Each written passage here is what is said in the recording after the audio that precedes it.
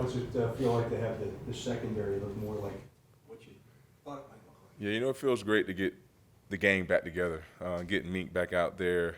I guess the main communicator to the guys in the secondary, getting KZ back, one of the best, post safeties in the game. So to have all of us back at the right time of the season is always a plus. So we have to wait and see what the game plan will be moving forward with trying to find a way to get us all on the field at the same time. But that's coach's problem. What does it allow you to do, though, especially since guys have experienced different positions? Yeah, I think it allowed us to get back to what we wanted our identity to be early on in the year. Just trying to confuse quarterbacks as best as we can, having those wild card players in different positions. And it's been working out very well for us. We just haven't had much time to do it collectively as a unit, So, like I said, this is the perfect time for us all to be, healthy and together as a group. And now we have to wait and see how far it takes us. How do you view this opportunity overall? I mean, you guys are in, Yep. And I guess this is what you kind of came to Pittsburgh to play for, right? These chances. No doubt about it. All you can ask for is a chance. It's only 14 invitations. 12 get to play Saturday, Sunday, and Monday. And we're one of those 12 teams. So we can't complain or be complacent on the position that we're in. We have to take advantage of the opportunity that we have. Like I tell guys all the time, man, the window, it may seem like it's very open, but it's very close. So we have a lot of guys that have aspirations of being a champion, and say that they are willing to do whatever it takes. Now it's time to prove it. Obviously, it's not easy being the last team in the field on either side, but your cousin did it in 05. I know. Tell you about that group of guys. Do you remember watching that at all from afar when they went on that run? I did. I do remember watching that 2005 run that those guys had. At the time, it wasn't 7 teams. They were the six seed, if I'm not mistaken, and just got hot at the right time. I don't know if they had to. I believe they had to win the last 4 or 5 games. It was something like that, and they end up with 4, and they end up going out, the regular season on a high note. A lot of resemblance here, but now we have to, go into the playoffs with that same tenacity, the same fire that we ended, the season with, and just see how far it takes us, man. We're really hot right now, and we just want to continue to build on that momentum and ride that wave. Pat, as a secondary, what's this week preparation been like, knowing that the weather in Buffalo is not going to be super conducive to throwing the ball? We're not really, paying that too much of attention because we know that this team go as far as Josh takes them. We know that they're still going to rely on him to throw the ball. We just don't know in what type of effectiveness they will want to have him throwing the ball. If it's going to be intermediate, screens, still trying to take the shots down the field. We'll just have to wait and see. But we've seen, games on tape where it wasn't a pretty day outside, but they're still running their normal offense. So we can't get caught up in the weather. We have to be prepared for it, make sure that we have the right cleats and the right undergarments, so we're not complaining about how cold it is and the footing. So we're not really paying that too much of a mind on how the weather could affect the game. You talk about Mink being a main communicator for you guys, but what else does he bring to this team when he's back out there on the field with you? Just a different attitude. He's a guy that plays with one speed, plays super, super fast. Not only getting guys lined up, but making those splash plays for the defense, making those plays when we need it. I know he haven't made many interceptions this year because he's been in and out of the lineup, but we all know what Minka means, to this team and what he brings to this team. He's a A player, and I can't wait for him to show us that Sunday. Have you ever played a late season game at Lambeau, and is dealing with that as much mentality as anything in dealing with the weather conditions? Yeah, I had to. My last 2 seasons in Minnesota, we had those Sunday night games in Lambeau. One game it was -2, the other one was anywhere between 12 to 10 degrees, but the wind chill. Chicago was the same. At the end of the day, it's all in between the ears. You know, you have to block that. That's noise at the end of the day. You have to block that out because we have a job to do. You know, like I talked about earlier, there's only so many teams that have this opportunity, and we can't have the weather be effect on us. You know, so we have to put that aside. We know exactly what the weather's going to be, so we have 6 days to prepare our mental and our mind before we get there. You know, so we won't be shocked when we do step into the arena, no matter what the weather is. What challenges do you see in a quarterback like Josh Allen? Man, he can make every single throw. You know, he can have 3 or 4 guys hanging on him. He still have the arm power to get the ball down the field. His ability to create extra time, his competitive edge. I mean, he's a guy that loves the moment, and you can't do nothing but respect that. And his guys and his team, his defense, they all rally around him, and they all understand they're going to go as far as he take them. How have you seen Joey and how when he's shadowing top receivers and what kind of challenges he digs? This is a unique challenge for Joey. We've been talking all week. I told Joey that I know it's been a while since you went up against Devontae Adams, but he is that type. He has that type of wiggle. He has those type of subtle movements to try to get you to stop your feet, to create that separation between you and the quarterback. You know, so for the most part, just telling Joey that he's a very, very savvy vet. But Joey's been doing a great job all year long. So it's not. I don't want to really cloud his mind or cloud his brain on feeding too much information to him. Like, this is week 19 now. You know, he had matchup challenges each and every week. I just want to give him some of my experience when I had an opportunity to match up with Stephon when he was with the Bills, and also when he was in Minnesota. So just giving the little nuggets that I can remember to kind of help him go into that game and understand what to look for. TJ and Killebrew were all pro today. I think we expected that after the Pro Bowl stuff and the seasons they've had, but they didn't make it for this NFLPA all-pro team that was put out earlier this week, voted on by players. What do you make of that?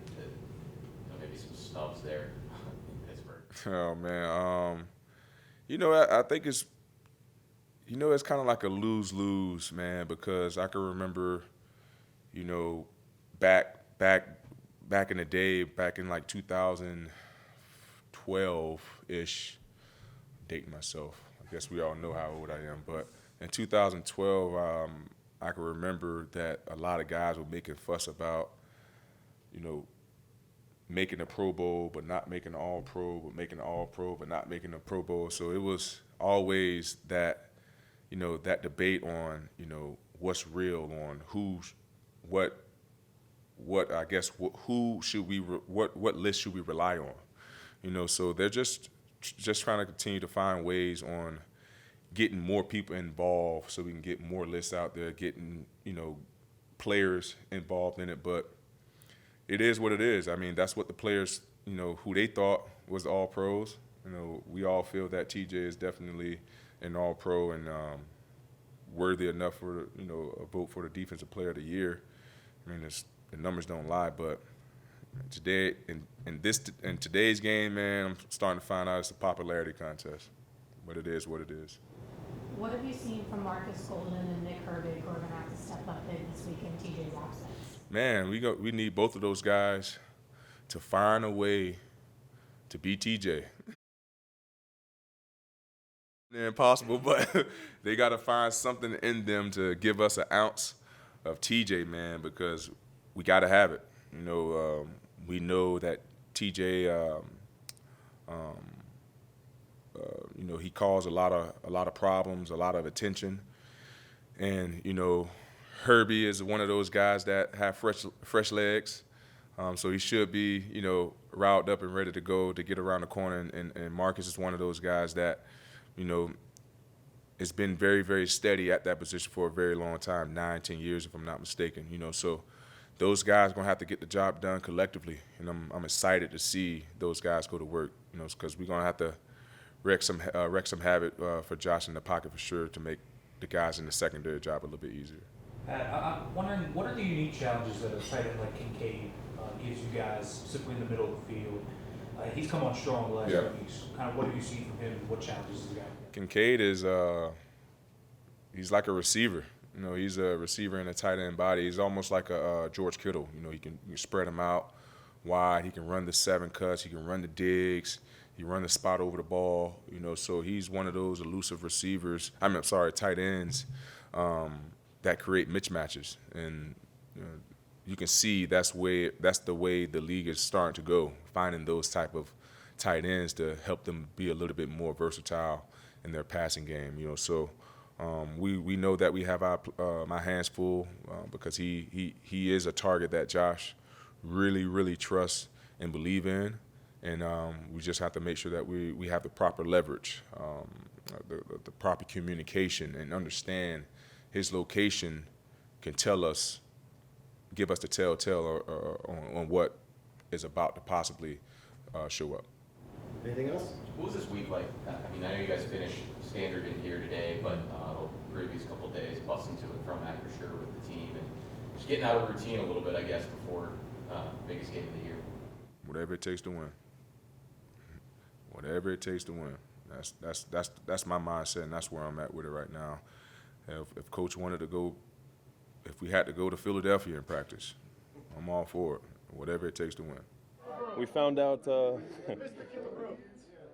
We found out at practice today. Coach Danny gathered the punt team together and told us, and that was my first time hearing about it. So I'm tremendously honored, grateful. All glory to Jesus. Thankful for my wife, who's been holding it down, supporting me all these years. My parents, obviously, but obviously, these guys on this team, I think it's completely reflective of all of the hours that we've put in. We got each other's backs, and Coach Danny Smith has been leading us in a way that has been truly exemplary. So it's been amazing to be a part of. It's a special year for you. I mean, Pro Bowl, now this. I mean, how does that all feel? Like, what's it like? It feels great. Obviously, individual accolades. I mean, it's amazing, but we're in search of something. We're in search of something great here, and I think we have the team to do it. I'm excited to see how far we can go, one game at a time, obviously. But I'm really excited about this unit here. It's different. How important will special teams be this Sunday up there? I mean, it's happened before up there, and now you add the weather to it. Special teams is always important, if you ask me. But both teams take it very seriously. They're a very well-coached team. I think that any advantage is necessary, and we're looking to make sure that special teams on our side has the advantage, and that's something that we're trying to do. Yep. Miles, how does weather, especially in the punt game? Yeah, they're saying it's supposed to be cold. They're saying it's supposed to be windy, and that's something that we have to be ready for, but so do they. And I like our approach to it, and I'm excited to see how we go out there and handle it. What's your approach to it? Smile in the face of it. Yeah, to go out there and say, hey, it's windy for both of us, it's cold for both of us, but it affects us less than you. Let's go. Buffalo had a punt return touchdown last week against Miami. They sure did. When you look at their punt units, what do they do particularly well? They're fast, they block well, and it seems as though they're technically sound. But these are things that are not foreign to us. It's something that we pride ourselves on as well. I don't want to take anything away from them, but I'll take my guys any day. What's the domino effect of special teams when you get guys like Minka and KZ back? What's the domino effect getting Minka and KZ back? Anytime we get players back, we're excited, especially at that caliber. They are, no one would have any doubt, that they have an impact on us. They're true leaders, and I'm excited to have them on the field Sunday. You guys have played the Bills the last couple of years, yep. and two before you got here. Can familiarity help? I mean, they're not a divisional team, but just knowing what they do and learning from the good a couple of years ago and the bad last year. Yeah, it helps to have some film, with us playing them to kind of see how we play, how we stack up. We have preseason film as well, so it'll be good to see ourselves on film against this opponent, no doubt. I don't know, I'm sorry, not familiar with the conference Southern Utah, but did you play many college games in snow? Was you up in Montana? Oh yeah, dude. We were in the mountains, Cedar City. Yeah, I don't know if you're familiar with Bryan Head Ski Resort, but we're right at the, right on the way there. So I'm familiar with snow myself. I've definitely slid off the road a couple times in a $1,000 beater. So I know all about snow. But yeah, we're we're prepared, and for the guys that aren't, we're trying to get them up to speed here. Some of these southern birds down here, huh? These guys from the south. But yeah, we'll be ready. What value has Eric Rowe brought to this locker room and this defense and your special teams? Well, he's a quiet guy, Eric Rowe. He's a quiet guy for sure. So I would say that he's one of those guys where his presence is most felt on the field. You know, he's one of those, hey, my action speaks louder than my words. And so he's definitely been a great addition. I'm excited every single time I get to see him out there playing because it seems like the ball seems to find him. So I'm excited to see how he plays Sunday. I know there's probably going to be a big play if he's out there, so it's going to be fun. You know, he had a strip sack on Josh Allen last year in the playoffs. I didn't. No, I didn't know that. Dolphins, so. Well, hey, let's see if we can do that twice, huh? Let's do it again, buddy. Come on. Have you seen the weather conditions up there in Buffalo? Have you No, heard about them? I haven't seen them, but I heard it's going to be pretty windy, pretty cold, but it's not nothing we ain't seen before. So, you know, we just take it with a grain of salt and just continue to push and work towards our goals. So, because like Coach T always says, like, weather doesn't dictate running the ball, you know, like. So if we're able to run the ball at an efficient pace and, you know, just keep that going, you know, it should be all right. How much will you have to lean on running the ball this weekend?